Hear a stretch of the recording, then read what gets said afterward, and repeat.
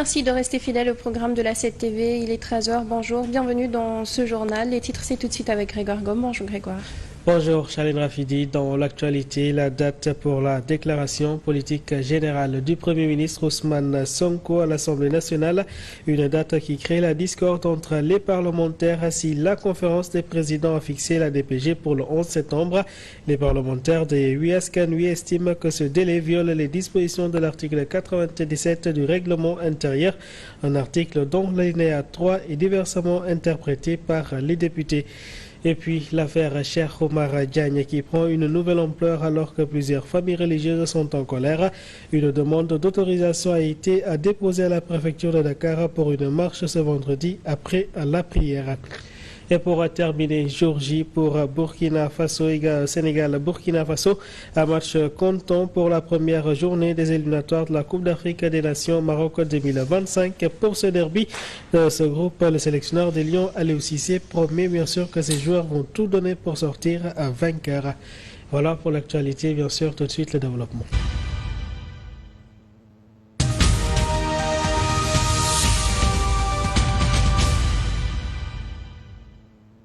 On commence donc à l'Assemblée nationale alors que les députés sont convoqués en séance plénière à partir de lundi pour l'examen de 3 projets de loi. La date pour la déclaration de politique générale du Premier ministre, entre autres, à l'Assemblée nationale, crée la discorde entre parlementaires. Et si la conférence des présidents a fixé donc cette DPG pour le 11 septembre prochain, les députés de Yehui Askanui estiment que ce délai viole les dispositions de l'article 97. Malgré la modification du règlement intérieur de l'Assemblée nationale, l'interprétation de certaines dispositions nouvelles, dont l'article 97 de ce document qui fixe les règles à l'hémicycle, divise les parlementaires. L'article en question stipule en son alinéa 3. La déclaration de politique générale doit intervenir au plus tard 3 mois après l'entrée en fonction du gouvernement. L'Assemblée nationale doit être informée 8 jours au moins avant la date retenue. Mais la loi modifiant le règlement intérieur a-t-elle un effet rétroactif ou pas? Là est tout le débat. Mais la règle de droit est claire à ce sujet. La loi nouvelle ne dispose que pour l'avenir. Nommé depuis le mois d'avril 2024, le Premier ministre Ousmane Sonko est en fonction depuis plus de 3 mois. Mais avec la nouvelle disposition entrée en vigueur le 30 août dernier, le délai de la DPG est compris entre la date de publication et le 30 novembre 2024, avec le décret du président de la République qui convoque l'hémicycle à la 3e session extraordinaire de l'année, avec comme ordre du jour, entre autres, la déclaration de politique générale, placée en dernière position dans l'ordre. Cet aspect semble réglé d'avance, mais tout le problème réside sur la date exacte. Si la conférence des présidents de l'Assemblée nationale a fixé la date de la DPG de Ousmane Sonko pour le 11 septembre, mais les députés de Yehui militent pour la date du 13 septembre afin de respecter, disent-ils, le délai de 8 jours au moins. En temps normal, c'est le Premier ministre qui informe les députés au moins 8 jours avant la date de son passage. Mais à situation exceptionnelle, cas exceptionnel. Et le cas exceptionnel est que cette DPG doit se tenir hors session ordinaire. Dans ce cas de figure, la conférence des présidents a la prérogative de fixer le calendrier des travaux en commission. Dans tous les cas, le débat reste vif entre parlementaires. Ousmane Sonko sera ou pas à l'Assemblée le 11 septembre pour faire sa DPG. L'avenir nous le dira. Toujours sur la question pour Biram Houdiallo, ce n'est pas à l'Assemblée nationale de fixer une date pour cet exercice. Il est donc préférable d'attendre l'installation d'une nouvelle Assemblée pour faire une déclaration de politique générale. Il ne peut pas avoir peur d'aller à l'Assemblée nationale. Seulement, il y avait un règlement intérieur à rectifier. Aujourd'hui, rien ne nous dit qu'il ne sera pas le 11 à l'Assemblée nationale. Mais ce n'est pas à l'Assemblée nationale de lui fixer une date de présentation, n'est-ce pas, de déclaration de politique générale. C'est à Ousmane Sonko, le Premier ministre, de dire tel jour je vais venir faire la déclaration de politique générale. Premièrement. Deuxièmement aussi, faire la déclaration de politique générale devant des députés irresponsables, totalement désavoués par le peuple. Est-ce que c'est intéressant? Moi, je crois qu'il faut attendre que la nouvelle Assemblée se positionne pour faire une déclaration de politique générale, parce que tous les Sénégalais auront le plaisir de suivre cela. Mais aujourd'hui, quand on regarde l'Assemblée nationale, tout le monde change de station. Mais l'avis n'est pas partagé par l'opposition. Son refus de faire sa DPG est dû à son absence de vision, selon Abdourahmane Maïga. Le directeur des structures de la République des valeurs estime qu'Ousmane Sonko a tout simplement peur de se présenter.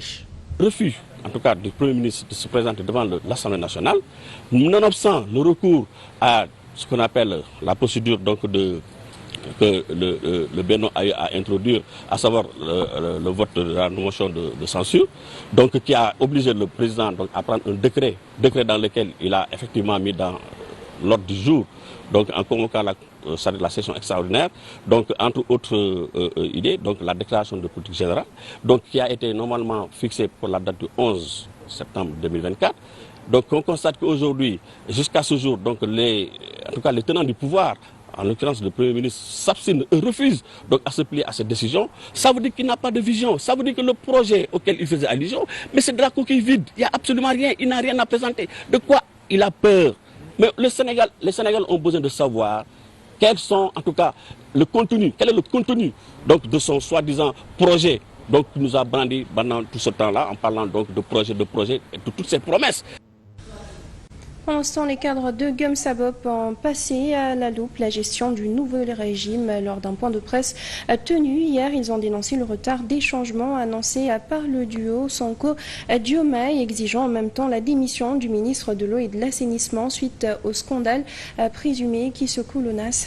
Ils ont donc en outre dénoncé le limogeage des présidents du CESE et du HCCT, estimant à ce propos que le président Bassirou Diomaye Faye devrait commencer par supprimer les fonds politiques logés à la primature et à la présidence. Les cadres de Gumsabop, les Djambars, constatent un faux départ du duo Sonko-Diomaye à la tête du pays depuis le 24 mars dernier.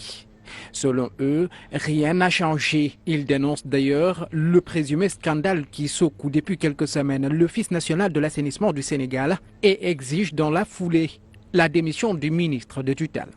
La cellule des cadres de Gumsabop exige la démission du ministre Cheikh Tidiane Dièye et que l'État aussi doit dépêcher une mission de vérification pour mettre la lumière sur ce scandale. Les camarades de Bougane Gueye Dany révèlent un autre présumé scandale au sein de l'Agence nationale d'électrification rurale, ASER.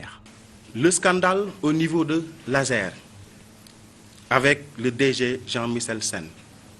Il a sacrifié AAE Power, une entreprise de droit sénégalais, au profit d'une entreprise espagnole. L'ASER saccage une décision de l'ARCOP, agence de régulation, pour écarter une société sénégalaise au profit d'une entreprise étrangère.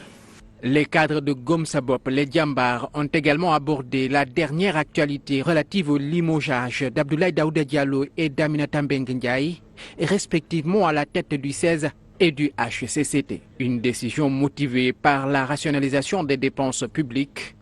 Mais pour ces jeunes cadres, le régime devrait commencer par les fonds politiques logés à la primature et à la présidence. Au niveau de la présidence, nous avons 80 milliards. Au niveau de la primature, nous avons 25 milliards.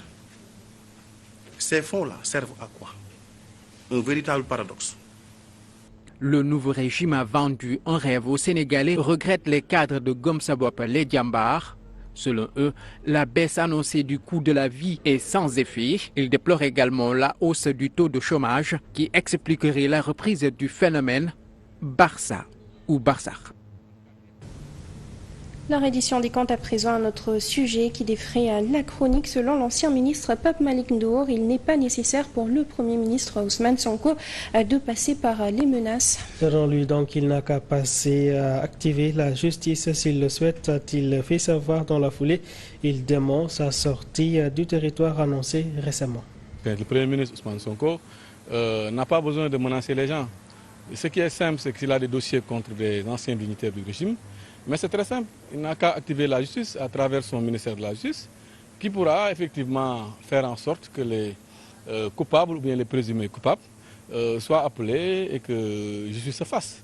C'est très simple, il n'a pas besoin de menacer les gens en longueur de journée, de dire telle ou telle personne aurait fui, ça n'a aucune importance.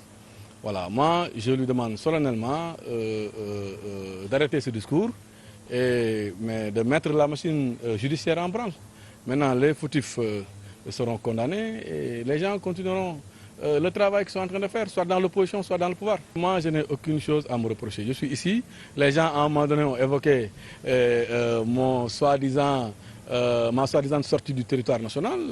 J'ai saisi aujourd'hui l'occasion pour montrer à tout le monde que je suis ici, que depuis la perte du pouvoir, je suis resté ici au Sénégal, je suis entre Dakar et Kaolack, parce que simplement, je n'ai aucune chose à me reprocher. Du côté de la mairie de Dakar, à présent, Barthélémy Diaz, maire de la ville de Dakar, fait son bilan à mi-parcours. Un bilan donc de ces 30 premiers mois qui s'illustre bien sûr par de nombreuses réalisations marquantes. C'est dans l'enceinte de la mairie pleine à craquer et des invités de première classe que le maire de la ville de Dakar, Barthélémy Diaz, a dévoilé son parcours à mi-mandat.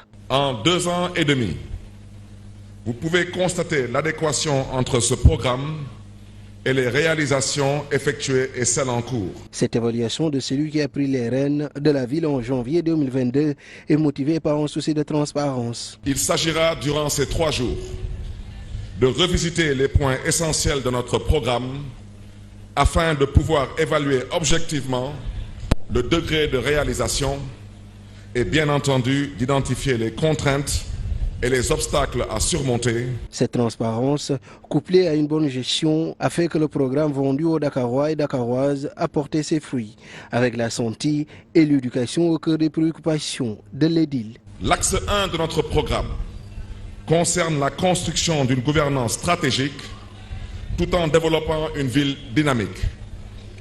Faire de Dakar une ville de santé, éducative, sportive, une ville économique à fort impact social, mais aussi une ville solidaire et sociale. Dans un film, les réalisations des 30 derniers mois font l'unanimité. Municipalité, Dakar,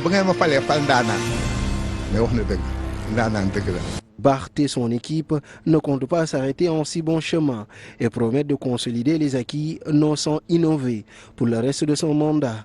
Ceci pourrait être dans les dispositions d'accueillir ou d'organiser de grands événements dans les Jeux olympiques de la jeunesse Dakar 2026. Et puis l'affaire Cheikh Oumar Diagne qui continue d'effrayer la chronique des responsables religieux sont en colère. Une demande d'autorisation a été déposée à la préfecture de Dakar pour une marche ce vendredi après la prière à partir de la mosquée Massalikul Jinan. Ceci bien sûr suite aux propos tenus par Cheikh Oumar Diagne à l'endroit des familles religieuses. Pour beaucoup d'analystes et d'hommes religieux, bien sûr, c'est un genre de discours qui doit être banni de cette société.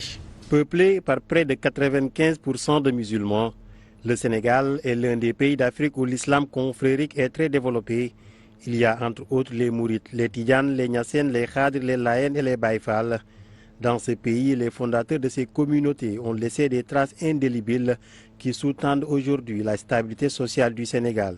Par conséquent, certains discours doivent être bannis de la société. Pour un responsable qui travaille pour la présidence de la République. On parle d'une institution de la République telle que la présidence. Une personne responsable doit éviter ce genre de discours controversés. D'autant plus que le Sénégal est connu pour cette cohabitation, sa stabilité, mais surtout l'acceptation d'autrui. Les hommes religieux occupent une place très importante dans la société et contribuent à la stabilité sociale du Sénégal en raison de leur enseignement. Nos érudits, nos sages qui ont le mérite et le courage d'instaurer l'islam au Sénégal à une époque où ce n'était pas aussi facile de s'exprimer, ce n'était pas aussi facile de donner son point de vue. Eux, ils ont, par leur stratégie, par des mécanismes opérationnels mis en place en tout cas l'éducation islamique au Sénégal. Les médias jouent un rôle central dans la société.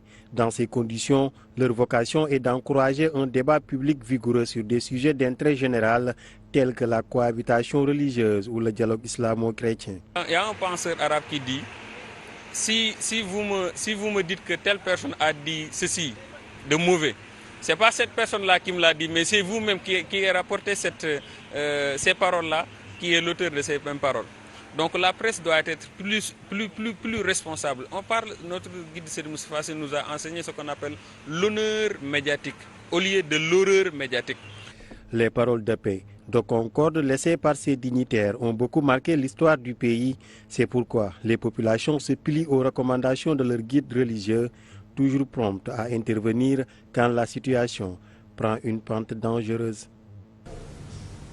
En sport à présent, Georgie, pour Sénégal-Burkina Faso, match comptant pour la première journée des éliminatoires de la CAN Maroc 2025. Et pour ce derby du groupe L, le sélectionneur des Lions, Aliou Cissé, a bien sûr promis que ses hommes vont tout donner pour donc sortir vainqueur de ce match.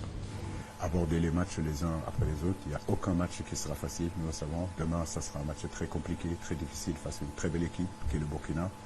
Comme vous le voyez, le Burundi a gagné aussi, donc ça veut dire qu'on s'attend aussi à un déplacement très difficile. Mais comme je l'ai dit, c'est dans des périodes comme ça qu'on doit montrer notre motivation, qu'on doit montrer que nous faisons partie en tout cas des meilleures équipes africaines.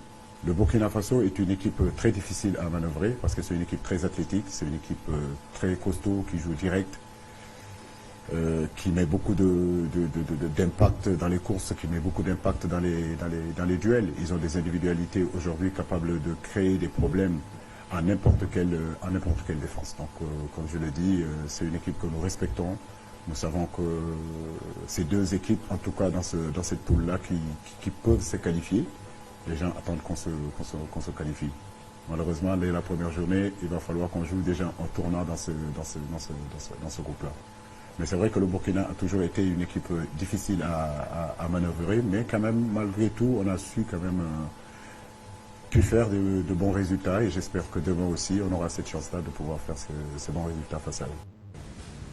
La parole à présent au coach burkinabé Brahma Traoré. Il affiche le plein de confiance. Le Burkina Faso est bien sûr prêt mentalement et cela donc se verra sur la pelouse, a-t-il laissé entendre. Il était en conférence de presse d'avant-match. Le Sénégal est à domicile, certes, nous aussi nous nous déplaçons avec nos armes. Voilà, donc ce ne sont pas des armes non conventionnelles. Nous nous déplaçons avec nos armes, voilà, pour aborder ce grand match-là. Et le coach a un très bon état d'esprit parce que il est aujourd'hui soulagé avec l'arrivée des uns et des autres. Et nous pensons que quelque chose doit se passer demain. Voilà, donc c'est un bon état d'esprit. Sûrement également, un peu comme je l'ai dit, avec les joueurs, on a échangé beaucoup sur le mental. Et ces joueurs-là ont pris les choses en main. Et les aînés sont en train de travailler de sorte que l'équipe puisse être à un certain niveau, voilà, à partir de demain. Donc vous verrez ça sur le terrain. Et place tout de suite à la revue de presse. Bonjour. Les quotidiens parvenus ce vendredi traitent principalement de la controverse au sujet de la date de la déclaration de politique générale du Premier ministre Ousmane Sonko, fixée au 11 septembre par la majorité des députés de l'opposition. À chacun sa date, écrit Walf Quotidien, car les députés du parti PASTEF au pouvoir ont décidé de leur côté que le chef du gouvernement va effectuer sa déclaration de politique générale le 13 septembre. Mais Walf Quotidien fait savoir que c'est la conférence des présidents qui a retenu le 11 septembre. La majorité fait le forcing, souligne Sud Quotidien. La session extraordinaire de l'Assemblée nationale, à peine ouverte jeudi 5 septembre, la majorité Benno met le pied sur l'accélérateur et décide de tenir les travaux de cette session en mode fast-track, écrit le journal. Dans cet esprit, les députés de l'opposition majoritaire ont fixé la date de la déclaration de politique générale au 11 septembre prochain, en porte-à-faux avec l'article 97 du règlement intérieur de l'Assemblée nationale, lequel stipule que l'Assemblée nationale doit être informée 8 jours au moins avant la date retenue pour le grand oral du chef du gouvernement. C'est ce que soutiennent les députés de Yewwi Askan Wi dans Sud Quotidien. Mais dans le quotidien L'Info, Sira Ndiaye de Benno Bokk Yakaar souligne que le président de la République a déterminé un ordre de priorité en laissant le soin à l'Assemblée nationale de fixer la date. Dès lors, on n'est plus dans les dispositions de l'article 97. Le quotidien LAS souligne que la date du 11 septembre pour la tenue de la déclaration de la politique générale suscite un tollé chez les députés qui s'accusent mutuellement. À après le jeu La Ruse, titre ce journal qui pointe la persistance des désaccords entre les deux camps.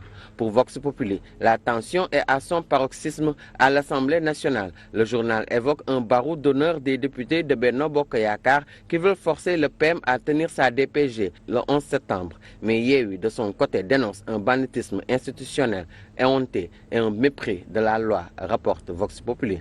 Le Premier ministre fera-t-il vraiment face aux députés pour la traditionnelle déclaration de politique générale le 11 septembre? L'info affiche déjà l'incertitude sur la tenue de la DPG. DPG, un 11 septembre d'incertitude, renchérit l'Observateur. Source A conforte les doutes à ce sujet en signalant que les députés de Yewwi Askan Wi prévoient de demander au Premier ministre Ousmane Sonko de ne pas se présenter à l'Assemblée nationale à cette date. Sonko déjoue l'attentat du 11 septembre, titre Le Témoin. Ousmane Sonko a fait savoir par le biais des députés de PASTEF qu'il ne fera pas sa déclaration de politique générale mercredi prochain, selon le journal Le Témoin. D'ailleurs, Bës Bi Le Jour le confirme par la peur d'un 11 septembre. Sonko attendu le 11, mais les doutes persistent, écrit Bës Bi Le Jour. Ayib Daffé déclare dans le journal que si Amadou Mame Diop persiste sur sa date du 11, il n'y aura pas de DPG. Tribune de son côté estime que le piège se referme sur le PM qui manœuvre pour ne pas aller à l'Assemblée nationale pour sa déclaration de politique générale. Enquête pour sa part fait remarquer que ce imbroglio institutionnel, législatif versus exécutif qui peut mener à la dissolution de l'Assemblée nationale aura des conséquences sur le processus législatif, le vote de la loi des finances et la DPG. Les journaux traitent aussi du cas Cheikh Omar Diagne. Et c'est le quotidien La Dépêche qui informe que la communauté mouride marche ce vendredi pour montrer son indignation suite à la sortie anticonfrérique de Cheikh Omar Diagne. En effet, comme l'écrit le journal Le Quotidien, le directeur des moyens généraux de la présidence, Cheikh Omar Diagne, a provoqué la colère de Touba et Tivaouane. Par conséquent, des structures de talibés portent plainte contre lui. C'est tout pour cette revue de presse du jour. Très bonne lecture.